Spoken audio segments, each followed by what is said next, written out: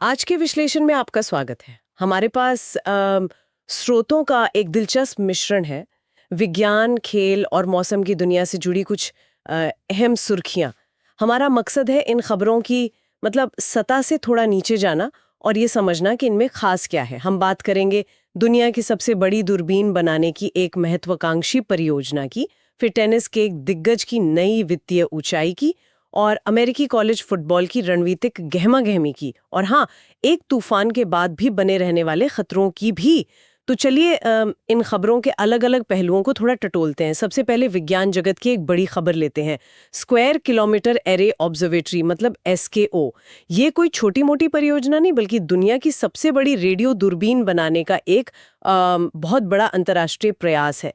लेकिन स्रोत बताते हैं कि ये परियोजना फिलहाल थोड़ी मुश्किलों में घिरी है। ऐसा लगता है कि वित्तीय कदाचार और लाखों डॉलर के फंड के कथित कुप्रबंधन के गंभीर आरोप लगे हैं और इसके कारण यह जांच के दायरे में है। जब इतनी बड़ी वैज्ञानिक महत्वाकांक्षा दांव पर हो तो इस तरह के आरोप बहुत मायने रखते हैं ना। बिल्कुल, ये सिर्फ पैसों के गलत इस्तेमाल का मामला नहीं है।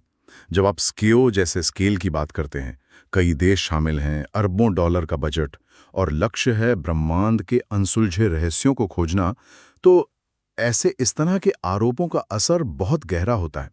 ये परियोजना की विश्वसनीयता पर सीधा सवाल है। और मेरे ख्याल से इसका असर भविष्य की फंडिंग पर भी पड़ सकता है। अगर सहयोगी देशों या संस्थानों का भरोसा डगमगाता है तो क्या परियोजना पटरी से उतर सकती है? निश्चित रूप से। अंतर्राष्ट्रीय वैज्ञानिक सहयोग वो विश्वास की नींव पर ही टिके होते हैं।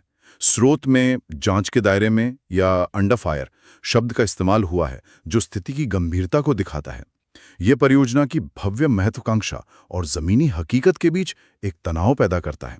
सोचिए, एक तरफ आप ब्रह्मांड की सबसे पुरानी गैलेक्सीज को देखने का सपना देख रहे हैं और दूसरी तरफ आपके वित्तीय प्रबंधन पर सवाल उठ रहे हैं। ये वैज्ञानिक समुदाय में पारदर्शिता और जवाबदेही के महत्व को भी रेखांकित करता है। क्या इसका मतलब ये भी है कि परियोजना में देरी हो सकती है या इसके वैज्ञानिक लक्ष्य प्रभावित हो सकते हैं? इसकी पूरी संभावना है। देखिए, जांच में समय लगता है, नेतृत्व में बदलाव हो सकता है और फंडिंग रुक सकती है। ये सब मिलकर परियोजना की प्रगति को धीमा कर सकता है। और अगर कुप्रबंधन साबित होता है, तो ये न सिर्फ एसकेओ की प्रतिष्ठा को धूमिल करेगा, बल्कि भविष्य की अन्य बड़ी विज्ञान परियोजनाओं के लिए भी एक चेतावनी होगी कि भाई वित्तीय निगरानी कितनी महत्वपूर्ण है। तो ये मामला सिर्फ वित्तीय नहीं बल्कि वैज्ञानिक प्रगति और अंतर्राष्ट्रीय सहयोग के भविष्य से भी जुड़ा है। चलिए अब विज्ञान की इन जटिलताओं से निकलकर खेल और वित्त के चमकदार संगम की ओर बढ़ते हैं। एक ऐसे खिलाड़ी की बात करते हैं जो कोर्ट पर तो बादशाह हैं ही, अब बिजनेस की दुनिया में एक नया मुकाम हासिल कर रहे हैं। खबर है टेनिस के दिग्गज रॉजर फेडरर के बारे में। सूत्र बताते हैं कि वे आधिकारिक तौर पर अरबपति बन गए हैं। ये किसी भी एथलीट के लिए एक असाधारण उपलब्धि है। हाँ, ये वाकई काबिले तारीफ है और खेल जगत में एक बदलते ट्रेंड को भी दिखाता है। अब शीर्ष एथलीट सिर्फ अपने खेल के जरिए ही नहीं कमाते, उनकी पहचान एक ब्रांड के रूप में स्थापित हो जाती है। स्रोत कहता है कि ये उनकी हालिया बिजनेस डील की वजह से हुआ है। ये जानना दिलचस्प है कि खेल के मैदान से बाहर ऐसी कौन सी रणनीतियां या अवसर होते हैं जो किसी एथलीट को इस स्तर की वित्तीय सफलता दिला सकते हैं। क्या ये सिर्फ एंडोर्समेंट का मामला है या कुछ और भी? नहीं, ये एंडोर्समेंट से कहीं ज्यादा है। फेडरर का मामला दिखाता है कि इसमें स्मार्ट निवेश, रणनीतिक व्यावसायिक साझेदारियां, इक्विटी डील्स और अपनी छवि का सावधानीपूर्वक प्रबंधन शामिल हैं। वे सिर्फ एक चेहरा नहीं है, बल्कि कई कंपनियों और वेंचर्स में हिस्सेदार भी हैं। उनकी टीम ने उनकी लोकप्रियता और वैश्विक अपील को एक मजबूत बिजनेस मॉडल में बदला है असल में। तो ये एक तरह से एथलीट से उद्यमी बनने का सफर है। क्या ये अन्य खिलाड़ियों के लिए भी एक रास्ता दिखाता है कि वे अपने करियर के दौरान और उसके बाद वित्तीय रूप से कैसे सुरक्षित रह सकते हैं? बिल्कुल, ये एक मॉडल बन गया है। Federer, Michael Jordan, LeBron James जैसे खिलाड़ी दिखाते हैं कि खेल में सफलता को लंबे समय तक चलने वाली वित्तीय संपत्ति में कैसे बदला जा सकता है। ये सिर्फ खेल में उत्कृष्टता की कहानी नहीं है, बल्कि मैदान के बाहर वित्तीय समझदारी और दूरदर्शिता की भी कहानी है। उनकी हालिया बिजनेस डील, जिसका स्रोत जिक्र करता है, शायद इसी लंबी रणनीति का एक महत्वपूर्ण पड़ाव है। ये दिखाता है कि सही समय पर सही व्यावसायिक निर्णय लेना कितना जरूरी है। अच्छा, खेल की दुनिया में ही बने रहते हैं, लेकिन अब व्यक्तिगत सफलता से हटकर लीग स्तर की रणनीतियों पर ध्यान देते हैं। अमेरिकी कॉलेज फुटबॉल में कुछ दिलचस्प चल रहा है। खबर है कि SEC यानी साउथ ईस्टर्न कॉन्फ्रेंस, जो अमेरिका की सबसे ताकतवर कॉलेज फुटबॉल लीगों में से एक है, उसने 2026 से 9 गेम कॉन्फ्रेंस शेड्यूल अपनाने का फैसला किया है। पहले वे 8 कॉन्फ्रेंस गेम खेलते थे। सुनने में ये शायद छोटा बदलाव लगे, लेकिन लगता है इसके पीछे काफी कुछ है। हाँ, ये छोटा बदलाव नहीं है। ये एक बड़ा रणनीतिक कदम है जिसके दूरगामी परिणाम हो सकते हैं, खासकर उनकी मुख्य प्रतिद्वंदी लीग बिग 10 कॉन्फ्रेंस के लिए। स्रोत का कहना है कि इससे बिग 10 पर दबाव बढ़ेगा और इसकी वजह है राष्ट्रीय प्लेऑफ फॉर्मेट का विस्तार। यहीं पर बात थोड़ी जटिल हो जाती है। एक लीग के ज्यादा मैच खेलने से दूसरी लीग पर दबाव क्यों बनता है, और प्लेऑफ विस्तार का इससे क्या लेना देना है? क्या आप इसे थोड़ा और समझा सकते हैं? जरूर। देखिए, कॉलेज फुटबॉल में राष्ट्रीय चैंपियनशिप के लिए प्लेऑफ होता है, जिसमें कुछ चुनिंदा टीमों को ही जगह मिलती है। चयन समिति टीमों का चुनाव करते समय उनके स्ट्रेंथ ऑफ शेड्यूल, यानी उन्होंने कितने मजबूत प्रतिद्वंदियों के खिलाफ खेला है, इस पर बहुत ध्यान देती है। ज्यादा कॉन्फ्रेंस गेम खेलने का मतलब है अपनी ही लीग की मजबूत टीमों के खिलाफ ज्यादा मैच खेलना। इससे SEC टीमों का स्ट्रेंथ ऑफ शेड्यूल बेहतर हो सकता है ना? अच्छा, तो ये प्लेऑफ में जगह पक्की करने की एक रणनीति है एक तरह से। बिल्कुल। चूंकि राष्ट्रीय प्लेऑफ का विस्तार हो रहा है, मतलब अब ज्यादा टीमों को प्लेऑफ में शामिल किया जाएगा, तो हर कॉन्फ्रेंस ये सुनिश्चित करना चाहेगी कि उसकी ज्यादा से ज्यादा टीम प्लेऑफ की दौड़ में मजबूती से शामिल हो। SEC का 9 गेम शेड्यूल एक तरह से बिग 10 और अन्य कॉन्फ्रेंस को चुनौती है कि भाई वे भी अपनी टीमों को प्लेऑफ के लिए बेहतर स्थिति में लाने के लिए अपना शेड्यूल बदले या मजबूत करें। ये तो शतरंज की बिसात जैसा लग रहा है, जहां हर चाल का असर प्रतिद्वंदी पर पड़ता है। क्या इसके कुछ नकारात्मक पहलू भी हो सकते हैं, जैसे खिलाड़ियों पर ज्यादा बोझ या चोटों का खतरा? हाँ, ये एक अहम चिंता है। बिल्कुल। ज्यादा गेम का मतलब है खिलाड़ियों पर शारीरिक और मानसिक दबाव बढ़ना, जिससे चोटों का खतरा भी बढ़ सकता है। इसके अलावा कुछ टीमें शायद आसान नॉन कॉन्फ्रेंस गेम खेलना पसंद करती हैं ताकि उनकी जीत हार का रिकॉर्ड बेहतर दिखे। 9 गेम शेड्यूल से इसकी गुंजाइश कम हो जाती है, लेकिन लगता है कि प्लेऑफ में जगह बनाने और टेलीविजन राजस्व बढ़ाने का आकर्षण इन चिंताओं पर भारी पड़ रहा है। ये कॉलेज फुटबॉल में बढ़ती व्यावसायिकता और प्रतिस्पर्धा का एक और उदाहरण है। तो ये फैसला सिर्फ मैदान तक सीमित नहीं, बल्कि इसके आर्थिक और रणनीतिक पहलू भी गहरे हैं। चलिए, अब खेल के मैदान की रणनीतियों से हटकर प्रकृति की ताकत और उसके अप्रत्याशित व्यवहार की ओर चलते हैं।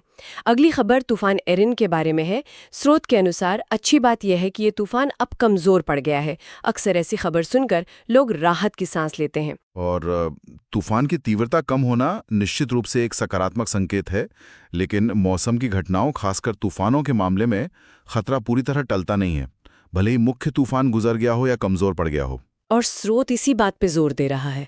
कमजोर होने के बावजूद यह चेतावनी दी गई है कि खतरनाक रिप करंट्स यानी तेज समुद्री धाराएं अभी भी अमेरिकी पूर्वी तट के समुद्र तटों के लिए एक बड़ा खतरा बनी हुई हैं। ये रिप करंट्स क्या होते हैं और क्यों इतने खतरनाक है, भले ही तूफान कमजोर हो गया हो? रिप करंट्स वो समुद्र तट के पास बहने वाली शक्तिशाली संकरी धाराएं होती हैं।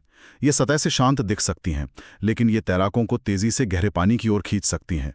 तूफान के गुजर जाने के बाद भी समुद्र में उथल-पुथल बनी रहती है, जो इन खतरनाक धाराओं को पैदा कर सकती है। लोग अक्सर मौसम साफ देखकर या तूफान के कमजोर होने की खबर सुनकर समुद्र में चले जाते हैं और इन अदृश्य खतरों का शिकार हो जाते हैं। तो ये एक तरह का छिपा हुआ खतरा है। स्रोत का अमेरिकी पूर्वी तट का विशेष रूप से उल्लेख करना ये दिखाता है कि ये एक व्यापक समस्या हो सकती है। बिल्कुल। ये याद दिलाता है कि मौसम संबंधी चेतावनियों को कितनी गंभीरता से लेना चाहिए। सिर्फ हवा की गति या बारिश कम होने का मतलब ये नहीं कि सारे खतरे टल गए। स्थानीय अधिकारियों की सलाह, जैसे समुद्र तट बंद होने या तैराकी ना करने की चेतावनी पर ध्यान देना जान बचा सकता है। ये प्रकृति की अप्रत्याशितता का एक उदाहरण है। मुख्य घटना भले ही खत्म हो जाए, उसके प्रभाव अलग अलग रूपों में बने रह सकते हैं। एक जरूरी सबक है कि खतरे हमेशा सामने से नहीं आते। तो हमने आज 4 अलग अलग क्षेत्रों को छुआ। एक महत्वाकांक्षी वैज्ञानिक परियोजना जो सवालों के घेरे में है, एक एथलीट की अभूतपूर्व वित्तीय सफलता, कॉलेज फुटबॉल लीगों के बीच रणनीतिक दांवपेच और एक प्राकृतिक आपदा के बाद भी बने रहने वाले खतरे। ये सब खबरें अपनी अपनी जगह अलग लगती हैं, लेकिन क्या इनमें कोई गहरा जुड़ाव या पैटर्न नजर आता है? हाँ, अगर हम थोड़ा पीछे हटकर देखें तो कुछ दिलचस्प सूत्र उभरते हैं। एक तो है पैमाना या स्केल। दुनिया की सबसे बड़ी दूरबीन, अरबपति का दर्जा, राष्ट्रीय स्तर पर प्रभाव डालने वाली खेल लीगें और एक पूरे तट को प्रभावित करने वाला मौसम। हर कहानी में कुछ बड़ा, महत्वाकांक्षी या व्यापक शामिल है। और दूसरा सूत्र शायद छिपी हुई जटिलताओं का है, जैसे एसकेओ में भव्य विजन के पीछे वित्तीय गड़बड़ी की आशंका। सही कहा। फेडरर की सफलता सिर्फ कोर्ट पर पसीना बहाने से नहीं, बल्कि जटिल बिजनेस डील्स और ब्रांड बिल्डिंग से जुड़ी है। एसईसी का 9 गेम शेड्यूल महज एक अतिरिक्त गेम नहीं, बल्कि प्लेऑफ और राजस्व की गहरी रणनीति का हिस्सा है। और तूफान एरिन के कमजोर पड़ने के बावजूद रिप करंट का छिपा हुआ खतरा। हर सुर्खी के पीछे परतें हैं, जिनमें महत्वाकांक्षा, संगठन की चुनौतियां, प्रतिस्पर्धा की प्रकृति और प्रकृति के सामने हमारी सीमाएं झलकती हैं। ये वाकई दिलचस्प है कि कैसे ये बज़ाहिर अलग-अलग दिखने वाली खबरें हमें बड़े सवालों पर सोचने को मजबूर करती हैं। महत्वाकांक्षा और जवाबदेही, व्यक्तिगत सफलता और व्यवस्था, रणनीति और अप्रत्याशितता।